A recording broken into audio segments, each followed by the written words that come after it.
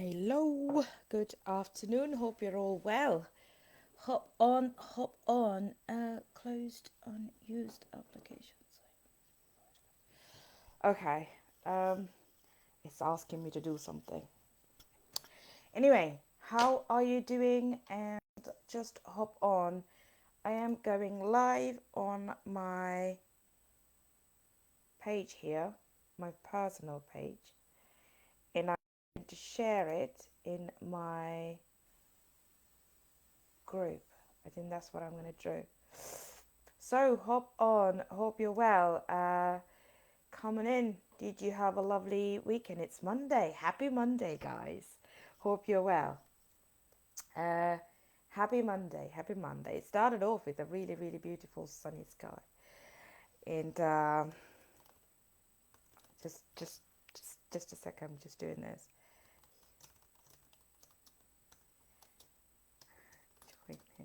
Join in.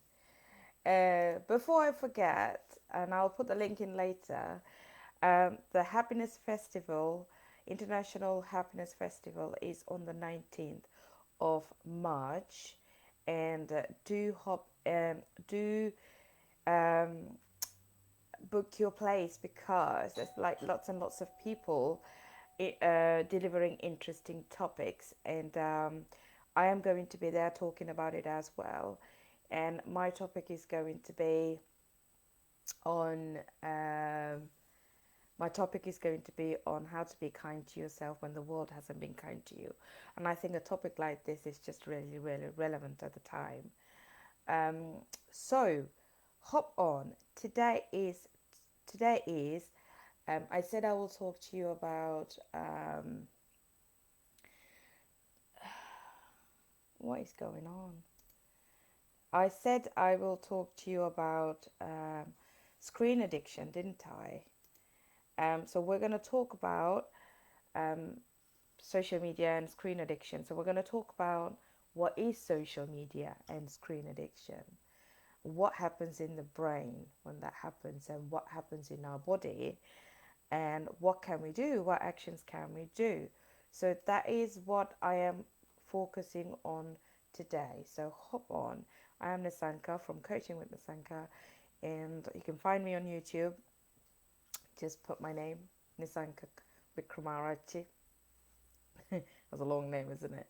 Wickramarachchi. That's a long name. Sri Lankans usually have really, really long names. You know, if you want to complain my parents about it. And um, you can find me on YouTube. You can also find me on my website, www.coachingwithnisanka.com. And I help parents to connect with their children. One of the biggest barriers we have in terms of connecting and having this connection going with our children and with ourselves as well is the screen addiction. So, hello, hop on, say hello, tell me where you're watching from, and ask me any questions as well so I can just answer, in the real time. So, what is screen addiction? What happens in our brain? And what can we do? And so that is what we're going to focus on today. So just do hop on. I know it takes a couple of minutes to sort of get going. So I am going to, we're going to just sort of take those four things on. Um, One of the first things that I really want you to sort of remember when you listen to this information is that screen addiction is a fairly new area to psychology, neuroscience, and the field of addiction. So there's going to be research and information and knowledge emerging. So be open to receiving new knowledge, um, because there'll be more and more research emerging. So what we know today is probably not the ultimate truth, but however, there's significant amount of research now that's gone into this area because it is a real problem. It's a real issue. It's a real problem. Um, so um, So right now, if you're watching this, you're probably feeling the scratch to leave this and hop onto another channel, or check your LinkedIn, or check your Instagram, or check Google, or do something like that. There is a scratch in your brain. There is no attention span, there is no focus. One of the reasons why you may be just hopping out of this space is because you're not simply interested in this topic. But if you're still interested, but you still feel like you want to just go and check the Facebook, go and check comments on, something like that, that is the scratch. That is what's happening in the brain. So that scratch, somebody called Billy Gordon, who is studying um, screen addiction and behavior, I read one of his articles, and he says our human biology hasn't changed in 50,000 years, but uh, technology has changed, right? So there is something called, so what happens in the brain? What happens in the brain when you look at the phone?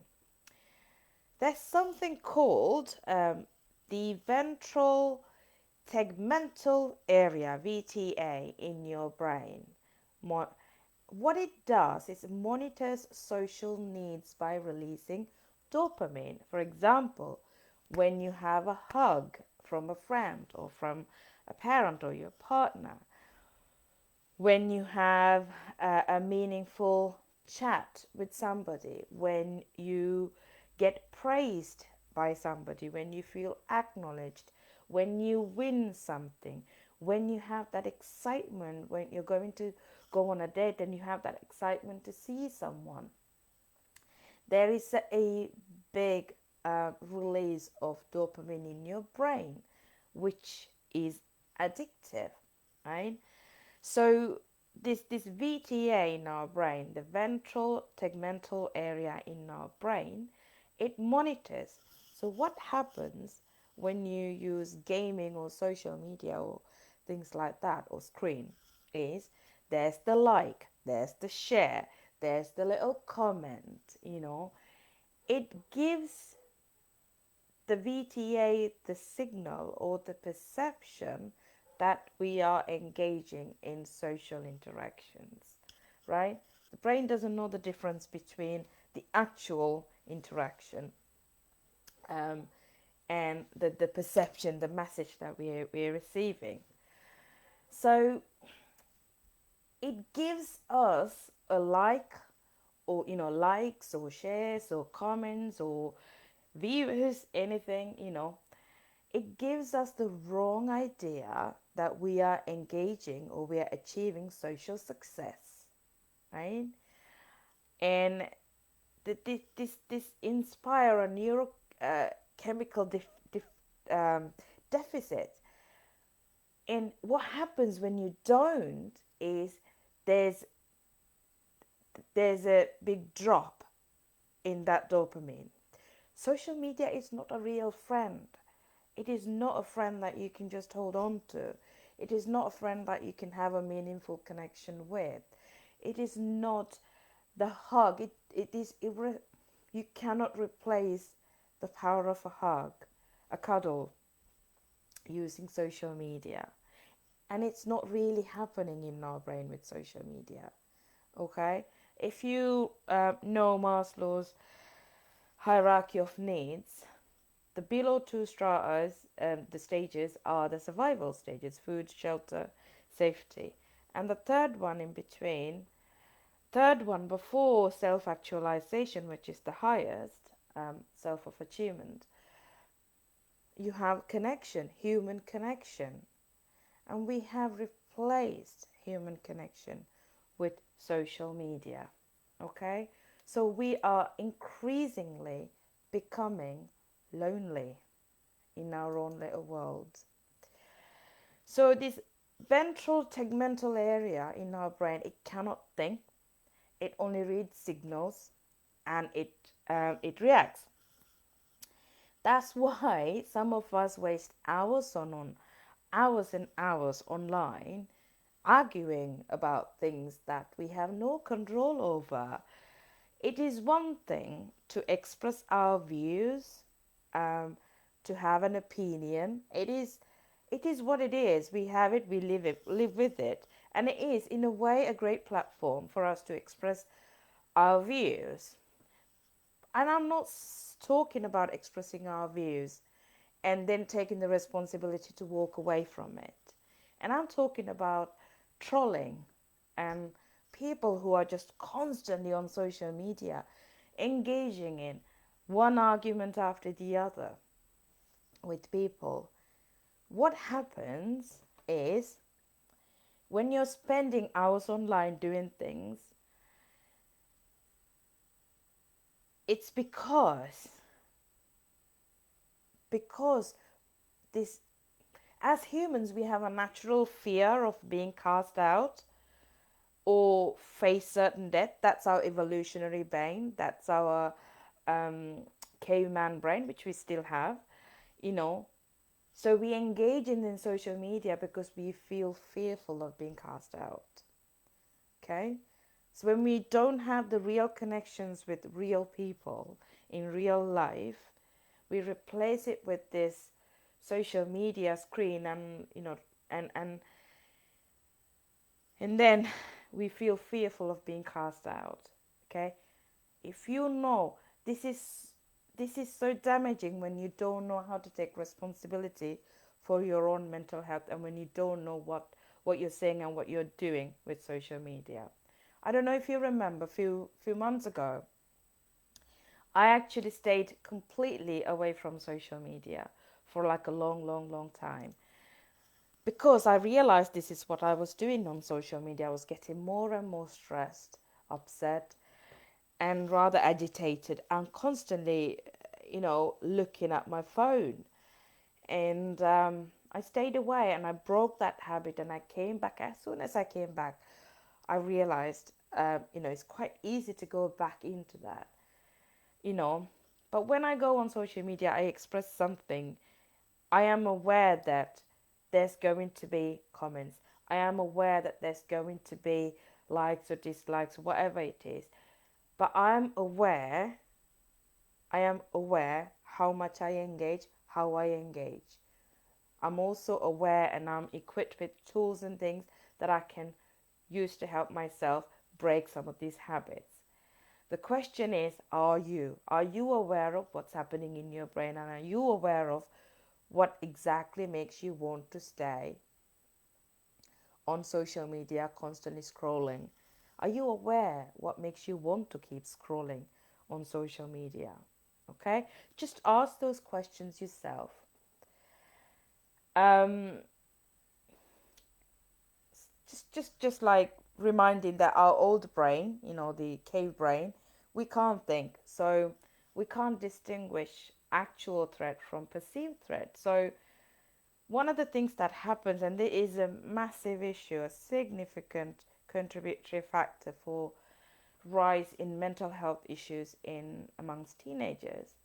They spend hours on social media. They keep looking at other people's pictures, how they look, and they get trolled by people on social media, and gaming as well.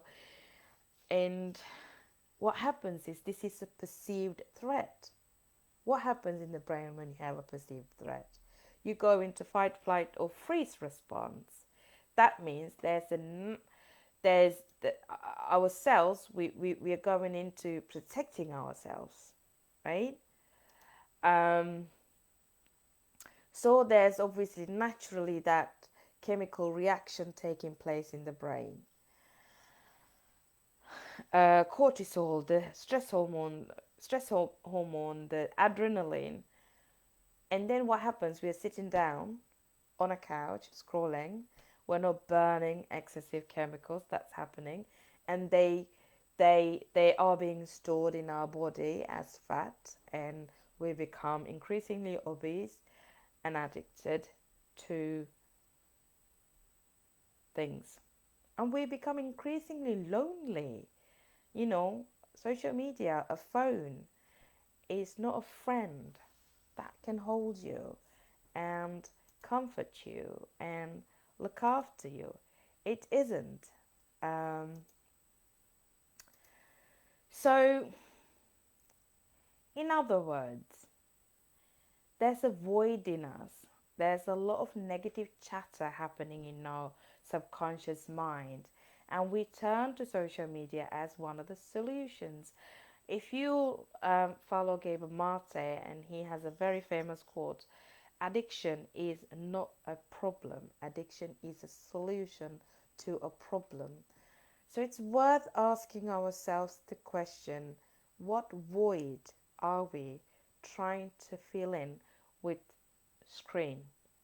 If you can find answers to that, you'll probably be able to find a solution to social media and screen addiction. Without looking into that, we can take some actions that might help you manage the trigger, but as long as the void is there, we're going to be constantly driven into something, because every time you look at your phone, every time you scroll down, every time you comment, every time you look at a like, our brain is rewired.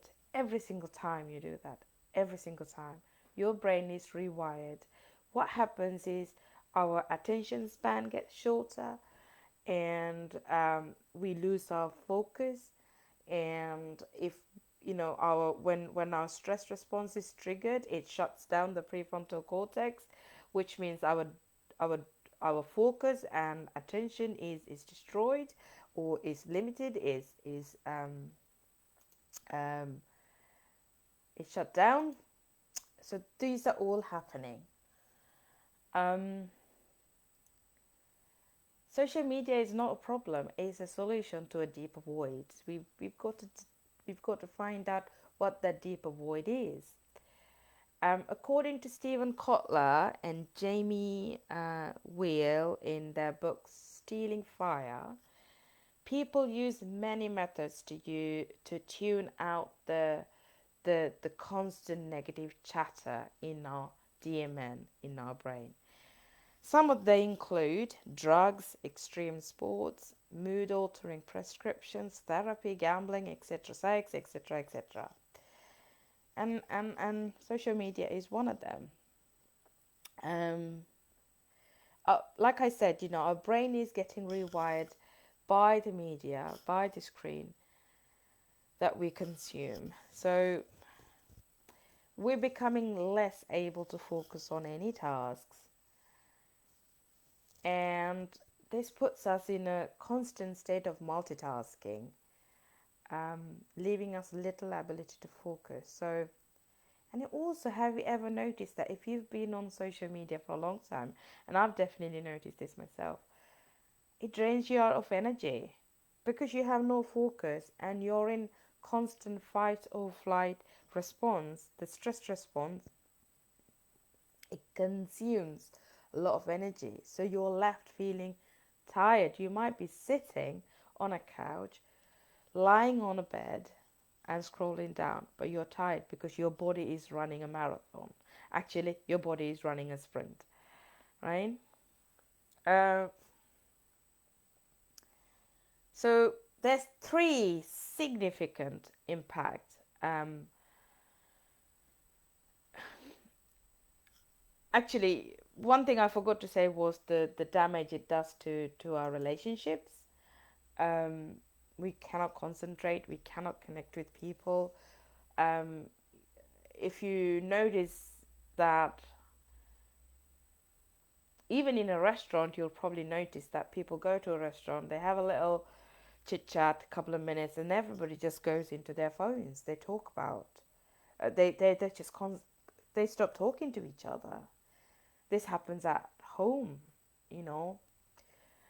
Um, if I am not paying attention, I can easily be drawn into this habit myself, you know. Um, so there's three significant things that happens. One is it damages our ability to concentrate and focus. Second, it makes us feel really lonely, and loneliness is one of the biggest killers. More than depression, more than anxiety, more than alcohol, more than anything else, loneliness is one of the biggest killers, and there's so many research to say that loneliness can cause dementia later in our lives, heart diseases, and all the other illnesses.